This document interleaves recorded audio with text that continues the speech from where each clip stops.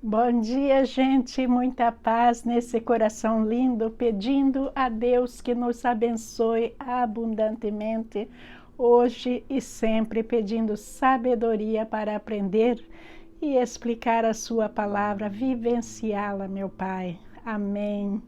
Hoje é dia de comparação e é uma comparação cronológica de Mateus, Marcos e Lucas. E o título que eu escolhi é A Honestidade no Agronegócio. O agronegócio não era muito conhecido antigamente, mas agora é o assunto do momento. Eu fui introduzida ao agronegócio quando eu era menininha. E vocês sabem qual que era o trabalho que a minha mãe me dava todos os dias? Era sem faltar, a mamãe falava: Nieta, tá na hora de ir catar o feijão. E lá ia eu catar o feijão. Por quê? Porque o feijão vinha com muitas pedras, vinha com muitas pelotinhas de barro. E muitas vezes, quando eu fui crescendo, eu perguntava para a mamãe: mas mamãe, a senhora compra feijão, por que é que vem pedra, pedaço de barro? Mamãe falava: eu não sei, é assim que eles vendem. Mas isso na Bíblia tem um nome. Isso se chama balanças desonestas. Deus nos diz sobre tudo que o ser humano tenta fazer contra nós. As coisas malignas que vêm através da ganância, que vêm através do materialismo. Oi, amigos, gostaria de pedir encarecidamente que nos ajude nesta causa de Deus, curtindo, compartilhando e comentando. Deus lhe pague. Mas a situação se complicou com o tempo. Hoje já não é apenas sobre o pedaço de pedra no feijão. Não é, porque as nossas comidas estão pouco a pouco vindo contaminadas pelo agrotóxico. E não é que não existe pessoas na agropecuária que são honestas, não existem. Muitas pessoas maravilhosas que plantam e colhem da maneira mais natural possível. Criam seus animais de uma maneira muito amorosa até. E então nós vamos ver que do outro lado existem essas pessoas que são como as ervas daninhas, como o espinheiro que nós vamos tratar na parábola de hoje.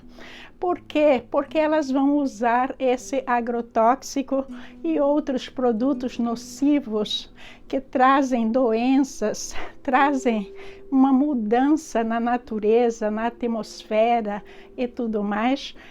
E essas pessoas vão usar isso aí para quê? Para que não haja perda na produção, para que a produção seja maravilhosa e lucrativa.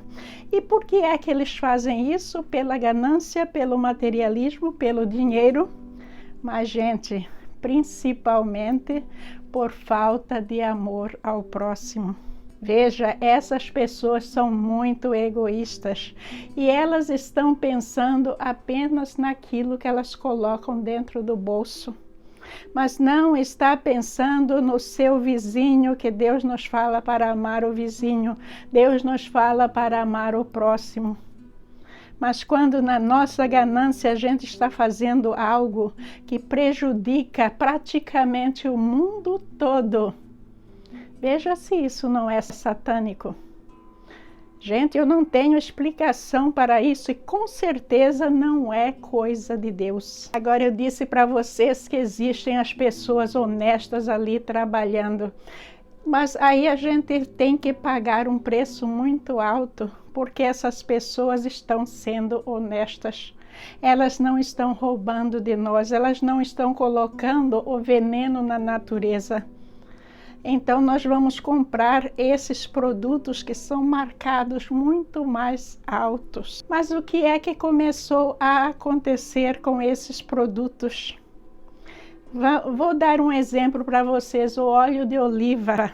O óleo de oliva é caríssimo e está lá que a gente compra aquele óleo puro e paga um preço muito alto por ser um óleo virgem, não é?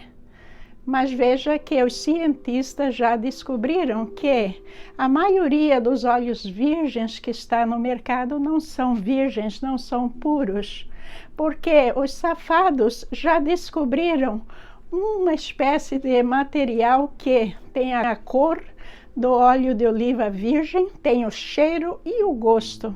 E eles misturam ali e vendem para a gente como se fosse óleo virgem. A mesma coisa a gente vê com o sal do Himalaia. Muita propaganda que é o melhor sal, de repente todo mundo começou a comprar esse sal caro, porque nós queremos viver, nós queremos ter saúde, nós não queremos terminar com o câncer da vida. Então, o que é que está acontecendo com o sal da Himalaia? Começaram a colocar uns produtos lá no sal comum, para ficar rosinha da cor do sal do Himalaia, e ali vai, gente.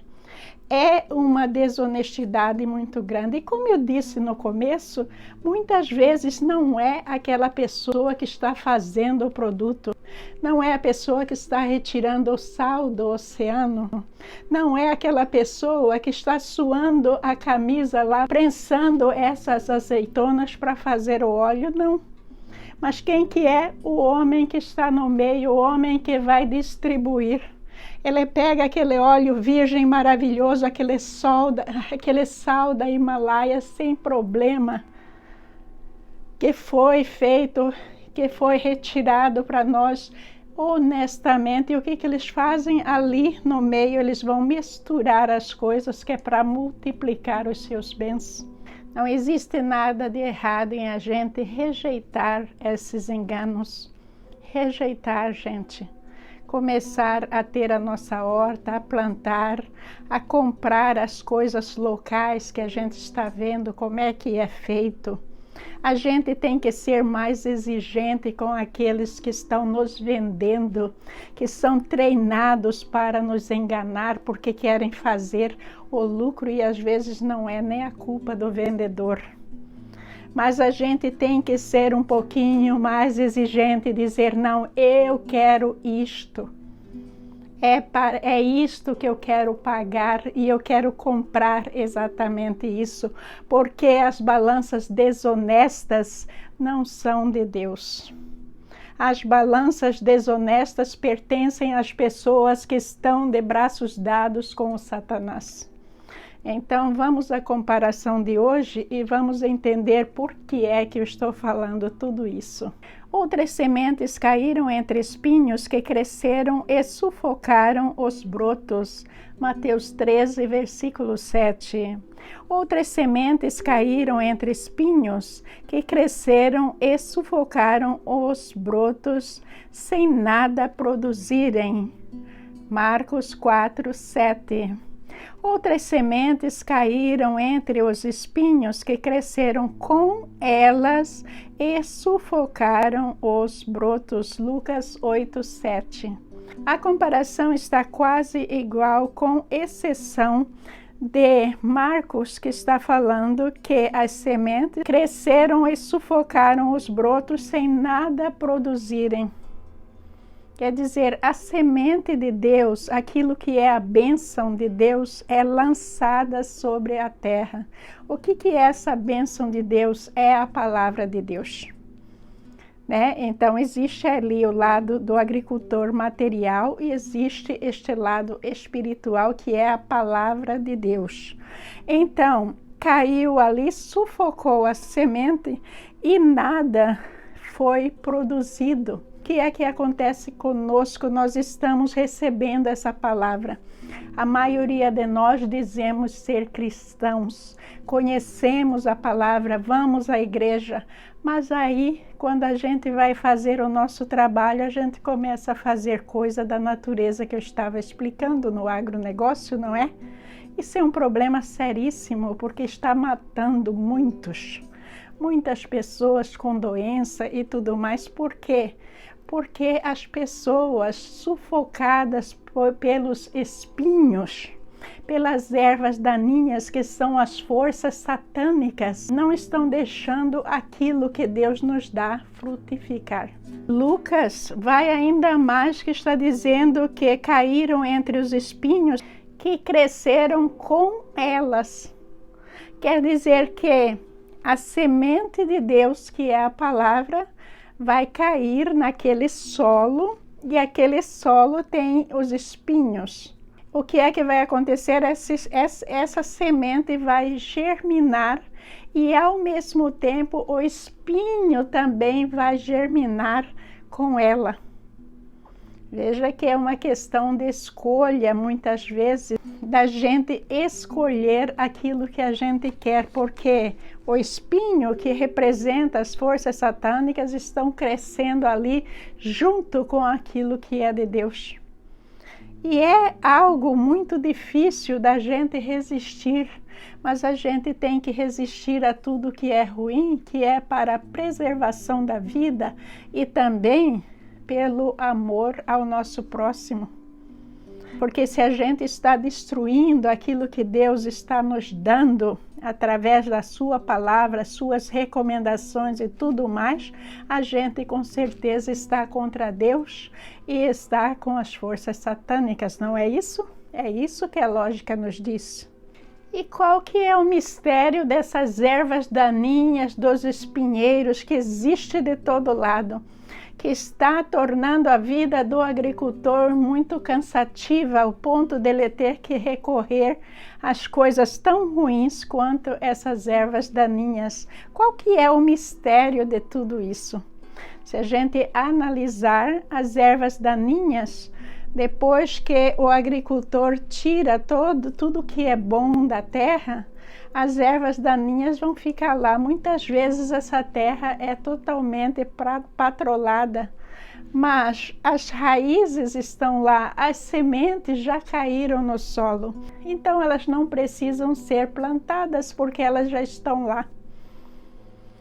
Aí, quando o agricultor vem com as sementes boas para colocar ali naquele lugar, a tendência é de brotar aquela semente que o agricultor plantou e também brotar as ervas daninhas. Mas quando Jesus está falando essa parábola, esse solo somos nós. Não somos, sim, o solo somos nós.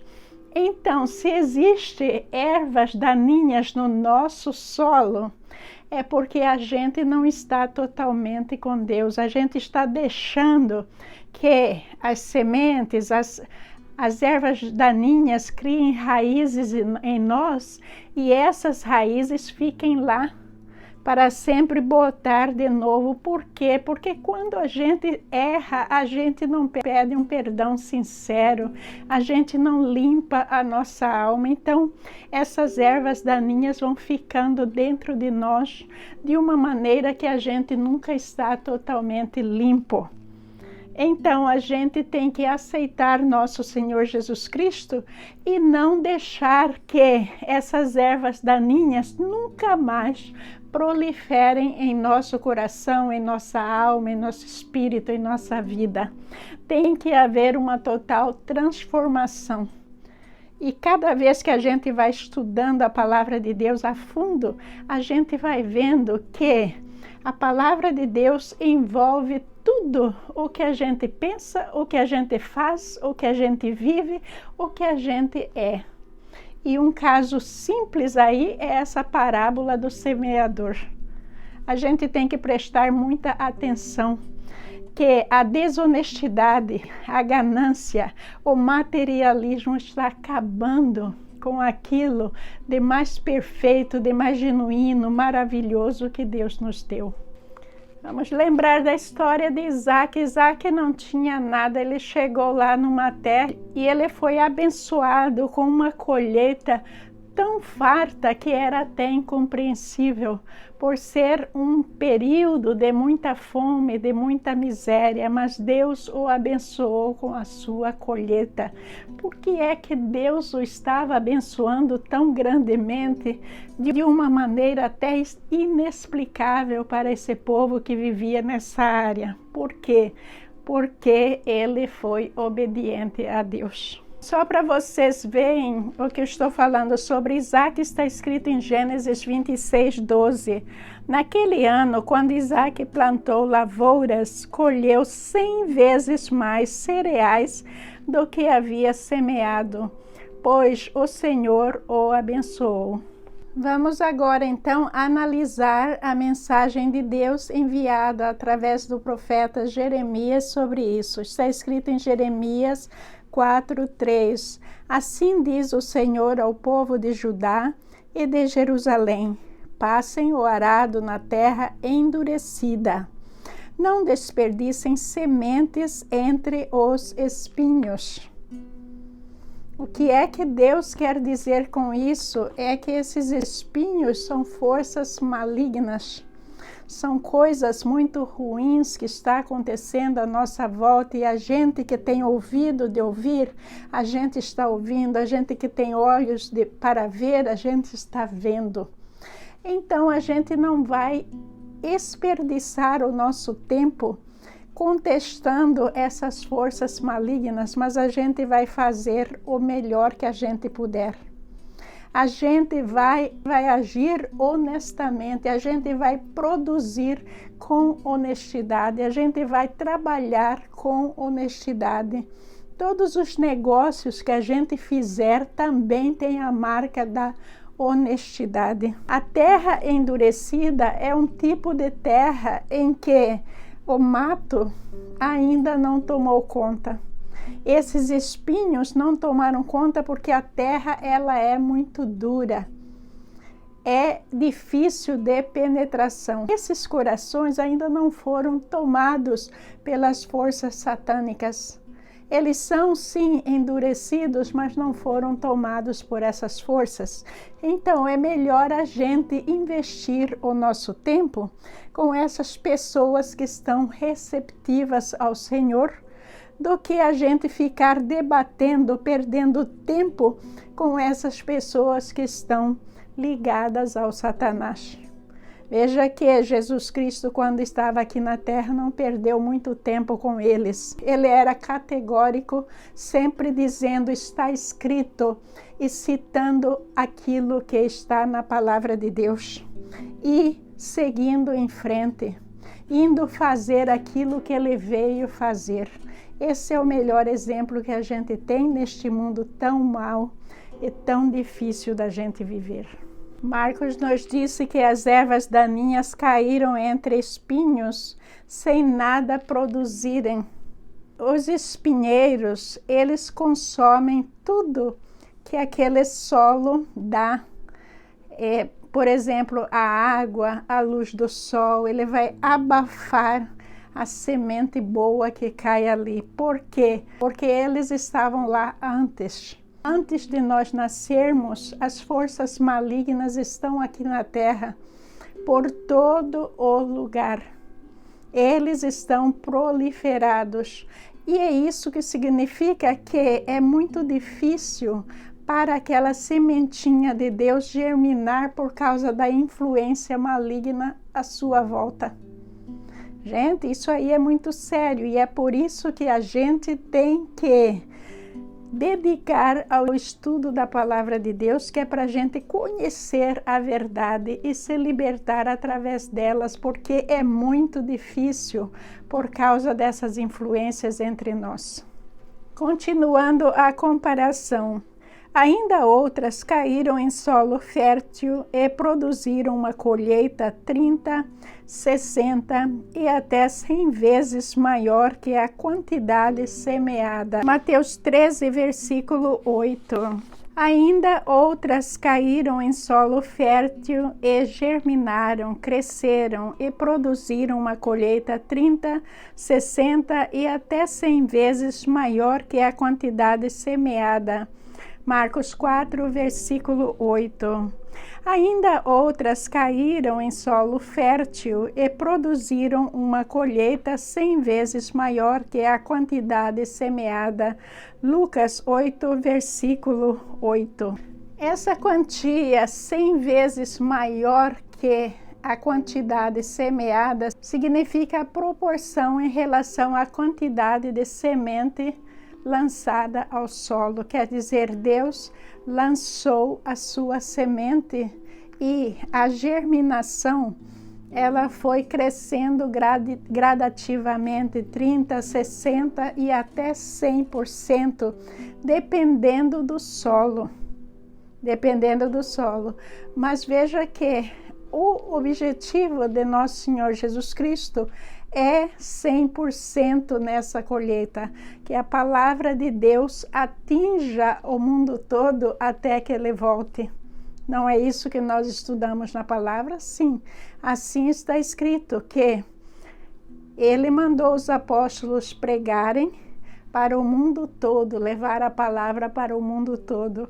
Aí, nesse período em que os apóstolos já morreram, existem pessoas que foram influenciadas pelos apóstolos, pessoas que se tornaram discípulos e discípulos dos discípulos dos discípulos e assim vem vindo.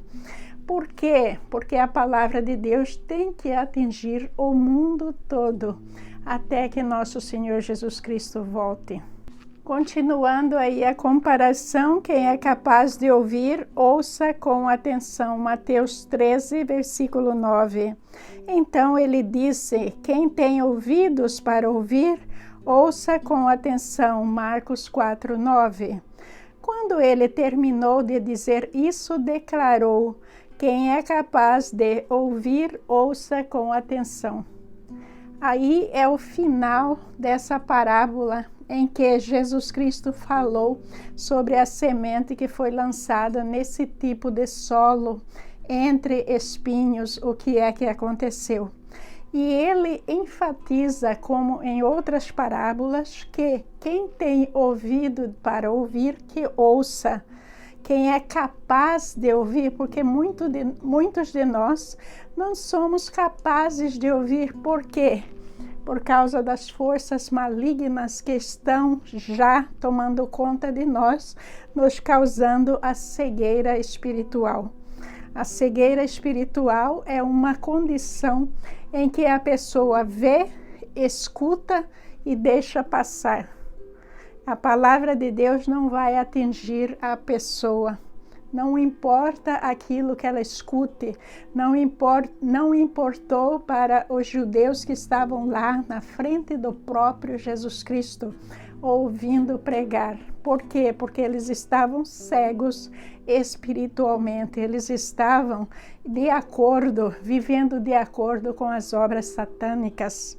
O que Jesus realmente está dizendo é para a gente ficar muito atento, para entender o que é o significado por trás dessa parábola. É que a palavra de Deus está à nossa disposição. Mas veja que a palavra de Deus não pode nos atingir de maneira nenhuma se a gente não ama o nosso próximo. Se a gente não vai fazer aquilo que Deus está querendo que a gente faça. Cabe a nós, no nosso livre-arbítrio, escolher a direção a seguir. Ninguém vai para o Pai de mãos atadas. Não, como quem vai para a cadeia. Não. A gente vai livremente para o Pai. É escolha pessoal. O nosso coração tem que estar ali. A gente tem que decidir aceitar nosso Senhor Jesus Cristo como o nosso Salvador. Vamos pensar nisso, minha gente.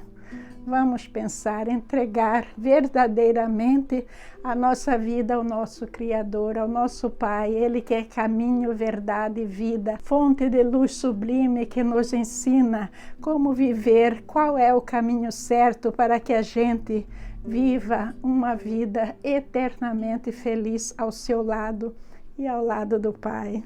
Amém. Muito obrigada, meus irmãos, muito obrigada por sua presença, por sua colaboração com o nosso canal. Muito obrigada a todos vocês. A paz do Senhor Deus, meus irmãos. Amém.